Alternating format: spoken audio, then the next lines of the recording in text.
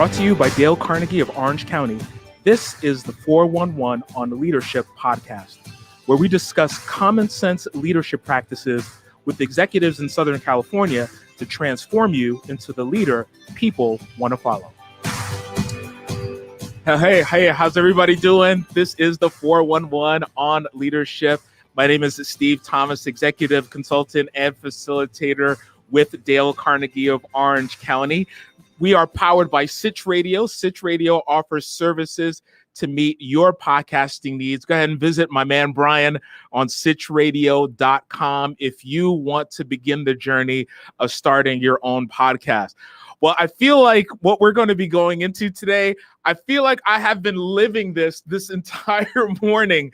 We're going to be talking about stress and burnout. And I know for us for us everywhere in the business community, burnout is something that is a real thing, considering that there is just more on people's plate and seemingly less time to do it.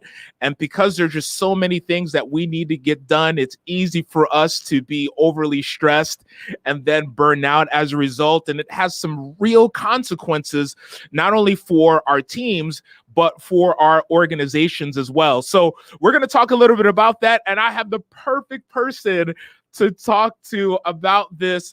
Her name is Jaci Anderson. She is an entrepreneur. She is an executive leadership coach. And just to give you a little bit about her, she works specifically with women of color in leadership to defy burnout and lead liberated. Jaci's passion is seeing women of color lead from the resource of ethnic and gender narrative. With over 25 years of leadership and organizational development, she created Jaci Anderson Coaching to interrupt the talent drain of women of color and treasure hunt intersectionality. We're going to ask her a little bit about that. Jaci brings a winsome wisdom, courage, and freedom to the conversation of leadership burnout. Jaci's from here, from California, more specifically Long Beach, where she enjoys poetry writing with her husband. And she is also a mother of two awesome sons. And just to add a little bit on top of that, I've known Jaci for a number of years as well. And so it is just an honor and privilege for me to have her on the show. Everyone, welcome Jaci. Jaci, how are you doing? Hi, welcome. Thanks for having me. I am so happy to have you, especially today, because I am feeling Struggle's real, Steve. You couldn't have come at a better time, but we're just so grateful to have you on here. So, Jaci, if you don't mind just sharing with us a little bit about your leadership journey to this point, and even some experiences that you have specifically with stress and burnout. Yeah, well, my leadership journey is one of being high achieving, natural leader, very talented in a biracial woman's body. So that comes with, in my journey, some privilege of being, middle class and able-bodied, having formal graduate education, and facing and often exposing unconscious or systemic bias, and sometimes just blatant aggression related to, racial and sexual prejudice. So kind of, along that way, out of survival, I learned to be resilient, to be strong, to give people what they want, even if it is costly to me. And, I was rewarded for that, and it worked. I was seen as, I'm exceptional and leaders love me, and I would get promoted and more opportunities. And this was typically in white male dominant leadership contexts. But all along the way, I carried a passion for my people who exist in the blind spots of our leadership culture. And so I was always opening doors for other people like myself, having difficult conversations, around race and gender and sexuality, and doing a lot of code switching, right? And being provocative, but also, managing the comfort level of, majority culture who still held most of the power. So I learned to be very diplomatic and strategic and winsome, but it began to take a toll, on me personally. So yeah, definitely at a number of points along the way, I experienced my own, burnout of just kind of hitting some of the proverbial glass ceilings or glass walls. Now, what did that mean for you personally as it relates to when you've experienced that burnout? What effects or what toll did it take on you, not just physically, but even mentally as well, and also how you related with other people at work? Mm-hmm. Yeah, I think often I was on teams. I think of one experience specifically. I was on a team that was really successful in pioneering some new methods and approaches related to diversity and inclusion. And we were reaching a much broader market. We were getting national recognition. And we were kind of outpacing the leadership level above us. And it started, I think, to feel threatening to them. And so kind of in their grab for maintaining positional power or authority, they ended up railroading like our whole team, and 90% of our team burnout, made a lateral shift to a different department within the organization. And as we were all kind of like still like recovering and licking our wounds, like we felt discouraged, we felt disillusioned, like, how could this happen to us? Like, we were the good guys, right? Like, we were actually being very successful. And I went through all the, stages of burnout. I felt initially the hope and enthusiasm, like, ooh, we're getting some traction here. And then that moved into frustration. And as what we were saying, like, wasn't landing, and with our, kind of direct report authority, and then anger, and then apathy, as it just, turned into, I'm hitting this ceiling, this wall. And then the burnout, and that's kind of just the typical decline, Sure. Open enthusiasm, frustration, anger, apathy, burnout, which can be like it can happen fast. It can be like 6 months. And then research shows it takes about 2 years to be, really restored to wholeness. And I would say that was probably true in my experience too. And that path was, going from burnout to some kind of removal, psychological or physical, and then like a self-knowledge and acceptance. And then the kind of the end game is what's called in the game is called a renewed psychological contract. So for me, that meant basically having a different agreement with myself about what I needed as a leader and what some of my non-negotiables are to lead myself well and to give my best, leadership. But it was a process, along the way of discovering that, Sure. So as you were navigating that, because I'm curious about the 2 years, because you mentioned your research, which says you're saying 2 years to recover from burnout. So I'm just curious to know, like, what were some of the things that you did during those 2 years to navigate your way from burnout to wholeness? And what would you say to those people that are listening that would say, hey, you know what? Hey man, I don't have 2 years. Like, I gotta I gotta go. So tell me a little bit more about that. Yeah.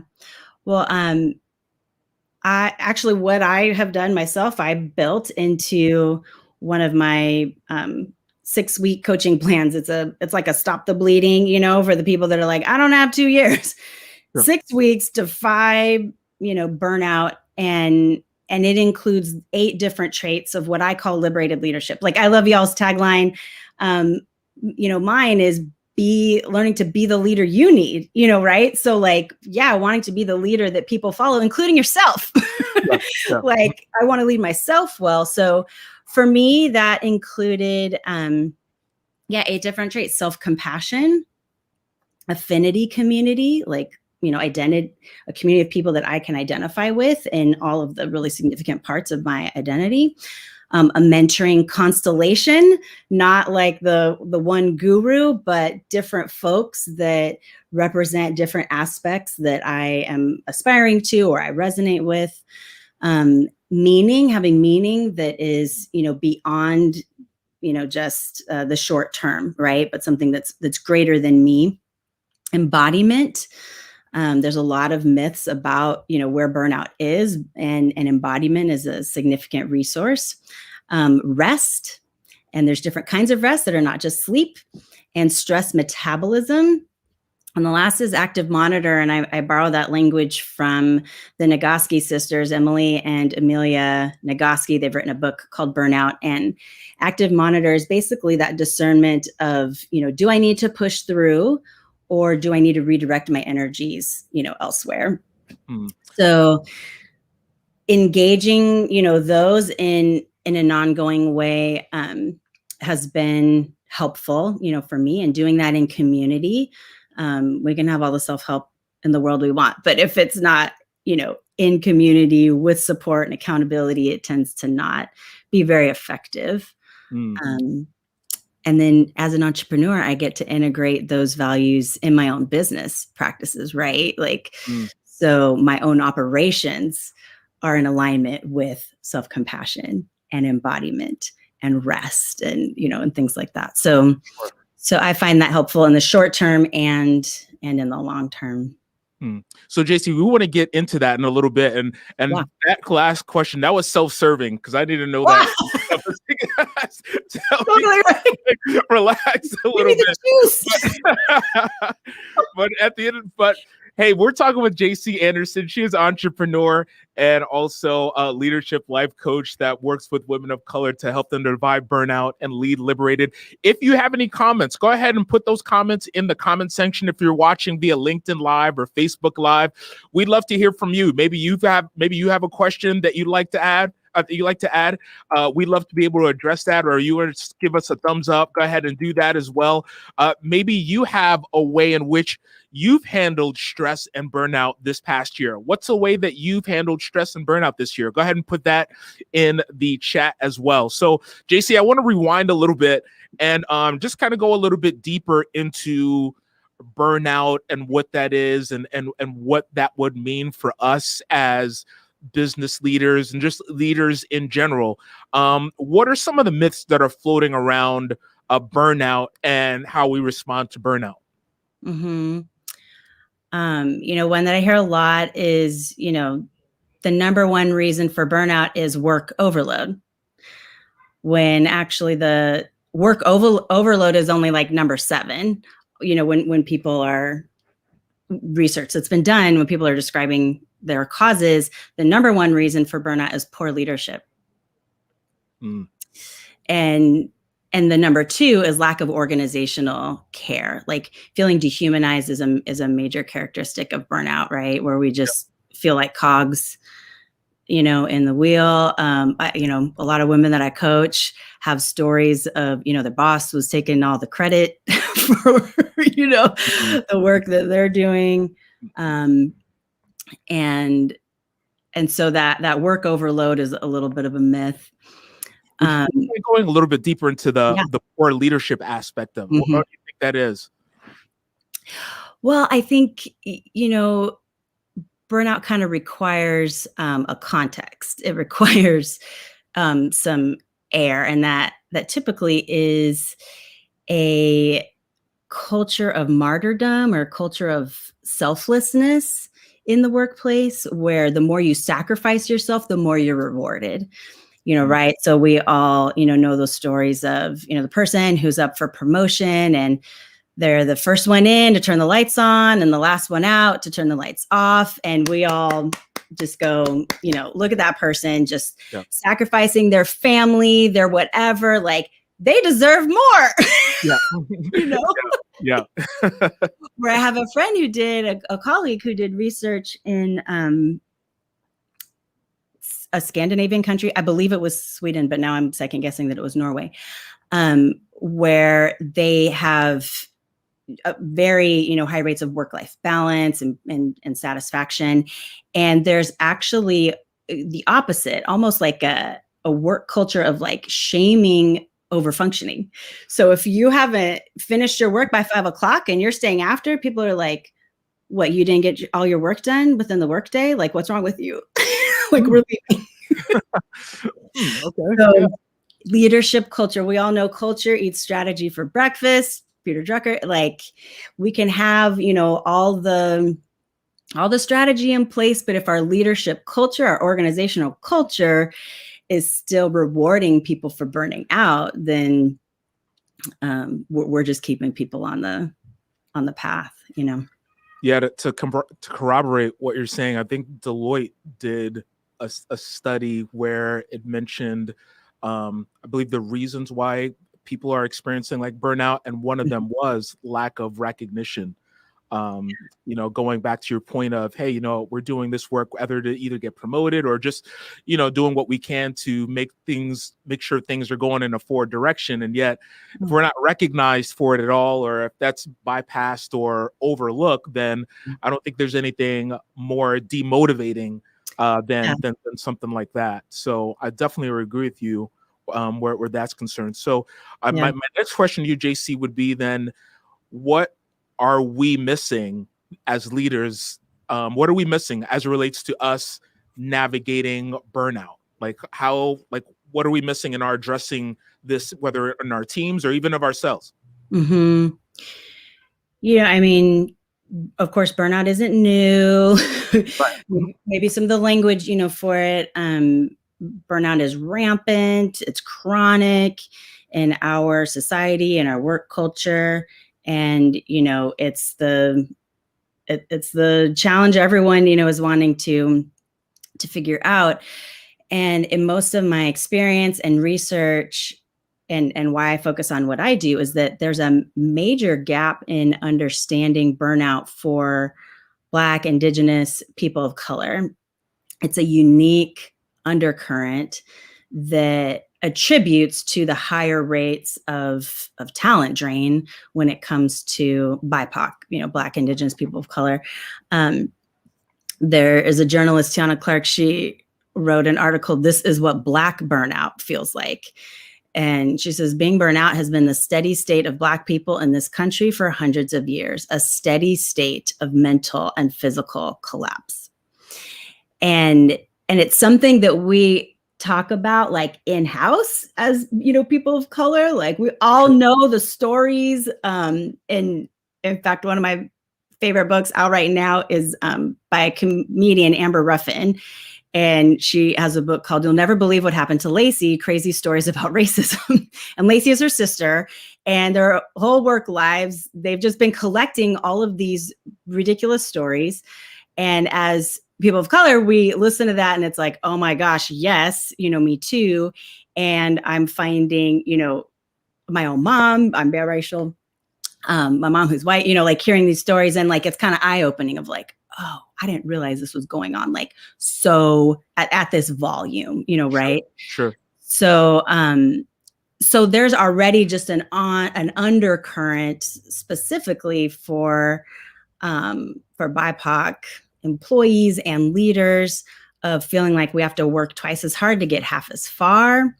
Having the additional weight of carrying other people, being the ones who have to, kind of speak the uncomfortable truths about inequity in payroll or hiring practices or, mentoring and things like that.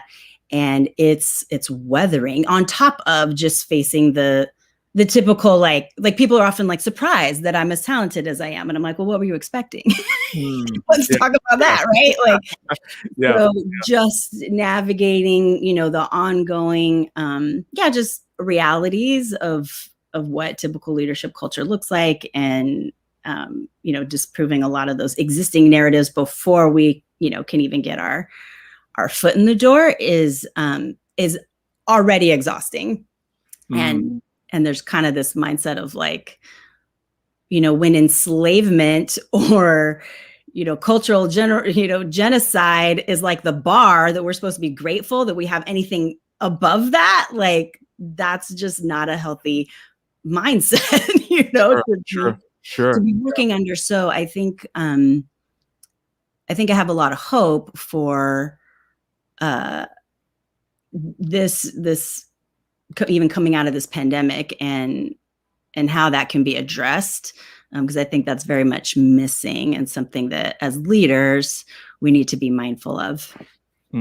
So you mentioned just hope just now. And so if we can just kind of go down this a little bit. And by the way, we're speaking with Jaci Anderson, entrepreneur, executive leadership coach with Jaci Anderson Coaching. And we're talking about this idea of burnout, which is something that many of us may be dealing with right now, especially with what's going on in our current business landscape as leaders. And so the question I would have for you, Jaci, is, so what gives you hope? What gives you, if we look at this current landscape, what is the thing that gives you hope about burnout and how we can, or how we are addressing it?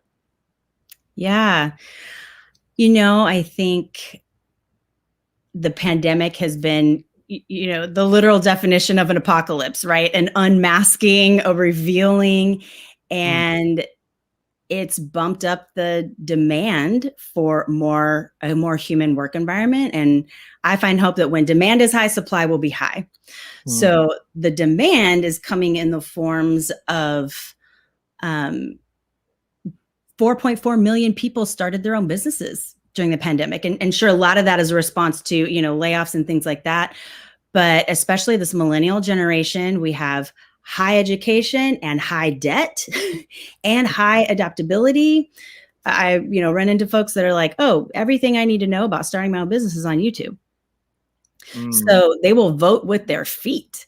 If that demand is not met for, work environments where, paid time off and vacation and reasonable accommodation for, various dynamics in someone's, personal life. If those kinds of things are not met, then I think it's going to be telling for organizations in 5 to 10 years, because the talent will move toward the places that are responding to that demand, and they'll stay there, Gotcha. Yeah. So interesting enough, if we look at stress and burnout, specifically, I know from the study I mentioned earlier from Deloitte mentioned that 77% of professionals have experienced burnout at their current job. And one of the biggest drivers, as I mentioned, was that lack of support or recognition from leadership. So just underscoring, what you're saying as it relates to we as leaders, have the opportunity to help curb burnout on our teams if we, provide that level of support for individuals on our team, as well as provide that recognition that they deserve, because hey, they work for it, right? So as we look to, I guess I'm going to sound a little Western, as we look over the horizon, or as we look to the future, Jaci, what would you say is that one practice? Because one of the things that we like to do on this podcast is really focus on that one step or that one practice that us as leaders, we can do to, in this case, handle burnout, or to, minimize our stress as much as possible, or curb burnout. So what would you recommend, Jaci, moving forward for those that are listening in, for those that are, under high workloads, that are, just focused on getting things that are focused on just surviving the next day? Yeah, right. What is a practice that, those leaders could utilize this week? Yeah. Well, I think in leadership, our primary stakeholder is ourselves, in leading ourselves well, and embodying, the leadership culture and vision that we're aspiring to. So one tip that I find very accessible to lots of folks, because it can be done, in 2 minutes or 2 days, is called the RAIN method. And it's an acronym that stands for R is recognize, A is allow, I is investigate, and N is nurture. And I came across this through Ruth King. She is a consultant in Race Matters. She has a book that I enjoy called Mindful of Race. But it starts with being able to name and recognize just what's going on. So this is a lot of people, it feels almost shameful to admit that we're burning out, like we're the weak ones, even though, as you said, it's the strong ones that are burning out, the first and the fastest. So a lot of times we don't get the help we need if we're not able to lead ourselves in knowing what's going on and what's needed. So with the recognize, the first step is just recognizing what's going on in my body, like, are my shoulders hunched? Am I having headaches, IBS, my jaw's clenched, what's actually going on? And the A for allow is, at least just for the moment, just allow that is real. Don't debate with yourself, try to justify or defend, but just allow this is happening. Then the investigate is what's going on underneath, right? What's been going on in my context before I've been, feeling this way? Has this been coming up as a theme, things like that? And then nurture. How do I want to, or how do I need, to nurture, myself? So I know for me, I go to my 8, what I call liberated leadership, traits. I go to those 8 things and kind of go, okay, what is going to help nurture me in this, situation? And, and sometimes it's been, I'm actually doing a lot of things that I enjoy, but I'm bumping up against I'm agitating my value of rest, which again, isn't just sleep. There's different types of rest. There's sensory rest, there's creativity rest, there's mental rest. So how do I then want to nurture myself in light of taking this moment to recognize, allow, investigate, and name what's going on? So again, doing that in community with accountability, I find to be supportive for people. That's awesome. And I apologize for interrupting a little bit earlier. I wanted to make sure that you're done. So I apologize. I was just going to repeat what you said, which I think is a great method: recognize, allow, investigate, and nurture. So one other thing I wanted to pick up from the conversation too, that you had mentioned, which I know that I had been utilizing all of last year, even to this point as well, is when you mentioned mentoring constellation.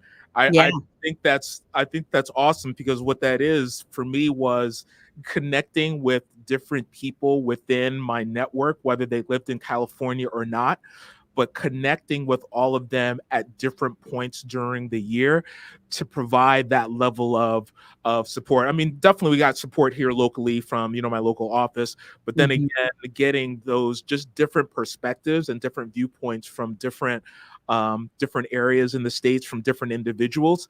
I haven't looked at it that way. I think that's a great, I love that. Just having that mentoring concept that's just all around you, that you can go and you can choose and you can, glean some encouragement and some support as a way to continue to help you to move forward. So man, I love that. So as we're winding down, and I wish I had another half hour just to kind of drill down a little bit more. By the way, everybody, we've been talking with Jaci Anderson, entrepreneur, executive life coach with Jaci Anderson Coaching, just about this idea of burnout and how we as leaders can not only defy burnout for ourselves, but also for our teams as well. And so I encourage you to go ahead and check out our website at www.jaciandersoncoaching.com, which I believe will be added to the notes for this podcast. And so, Jaci, where else can our listeners connect with you online? I'm very active on social media through Instagram and Facebook. And then, of course, my website. You can get a little more direct information about coaching packages that I offer, and just setting up a discovery call. It's just, to talk about what's going on and whether my support could be helpful. Because it's like running a marathon. We all need a coach. So that's one of the things that we use in our cycle of performance development, is that not only do we need the right attitude and get the right knowledge, but then in order for us to get the skills or the habits that we're looking for, we need the right coaching. So definitely. So thank you, Jaci, for coming on and participating with us, and me getting a chance to connect with you, and just good to hear from your perspective on how we as leaders could handle burnout, not just for ourselves, but also on our teams as well. And this is something, especially considering our current landscape, is something that we need to be looking into, but not only just looking into, but doing something about it. And so thank you, Jaci, for taking the time to share a little bit with us. And so for all those that are listening in, if you're looking for any next steps, you can visit Jaci's website, jaciandersoncoaching.com. Also here at Dale Carnegie, we do have a program that discusses strategies we can utilize to best handle stress and worry as well. That is our Dale Carnegie course, Skills for Success. One strategy that I'm using constantly from Dale Carnegie is to always live in date-tight compartments. Want to know what that means? Well, go ahead and take our class, and we'll go up into that. Or you can read Dale Carnegie's book, How to Stop Worrying and Start Living. And so thank you all so much for joining us on this podcast. This is the 411 on Leadership podcast. And remember, managers light a fire under people. Leaders light a fire in people. Bye for now.